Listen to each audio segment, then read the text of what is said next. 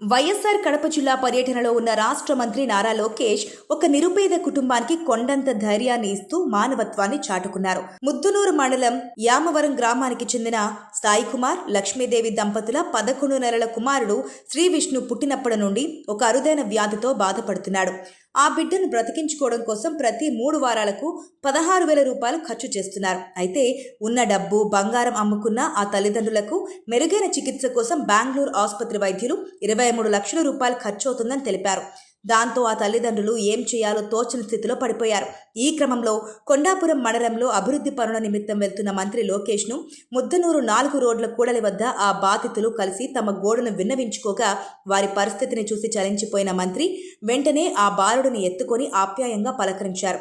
నేనున్నాను, బాబు పూర్తి వైద్య బాధ్యత నాదే అని భరోసా ఇస్తూ ఆ ఖర్చులన్నీ తానే భరిస్తారని హామీ ఇవ్వడంతో ఆ తల్లిదండ్రులు కన్నీటి పర్యంతమవుతూ మంత్రికి కృతజ్ఞతలు తెలియజేశారు.